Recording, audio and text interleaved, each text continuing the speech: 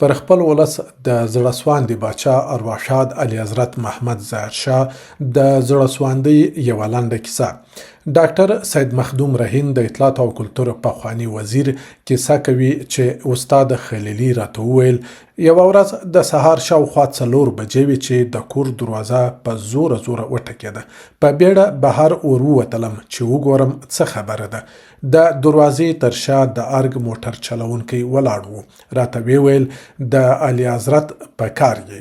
عاجل می رسمي کالي واغوستل او ورسره روان سوم چې ورسېدم ومې لیدل چې باچا ډیر خواشینی او اندېښمن دی. ما وپوښتل خبره څه ده؟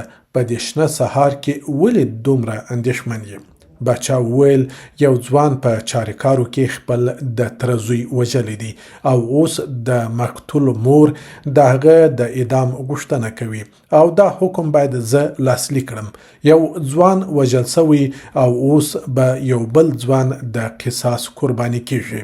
راځه چاریکار ته ولاړ سو، ښایي وکولای سو هغه بوره مور له دې پریکړې واړوو. موږ په پټه پرته له دې چې امنیتي مسؤلین په جریان کې کړو د چاریکار پر لور وخوځېدو.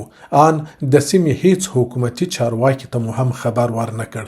د وژل سوي کس د کور پته مو پیدا کړه او بیا یې کور ته ورغلو.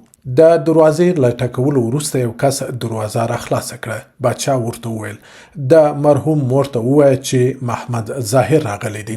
دا چې هغه سړی محمد ظاهر نه پیژنده نو زه ور وړاندې سوم او ورته ومې ویل چې اعلی حضرت باچا راغلی دی.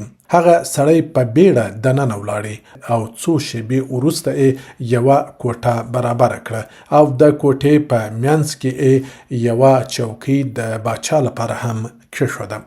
باچا راته وویل ته دننه مه راځه. اول زه خپله له دې سپین سرې غمځپلې مور سره خبرې کوم، ګورم چې څه کېږي.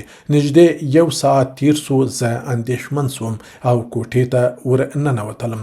ګورم چې باچا پر ځمکه ناست دی او څوکۍ یې هغه سپین سرې بوډۍ ښځې ته ورکړې ده.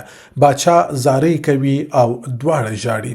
د باچا وروستۍ خبره همدا وه. مورکۍ مننه چې زما خبره دې پر ځمکه ونه غورځوله او له قصاصه تېره سوې. دولت به حتما ستا د مرحوم زوی د وینې بدل یعنې خونې بها درکړي او زه اوس په آرام زړه کابل ته ستنېږم.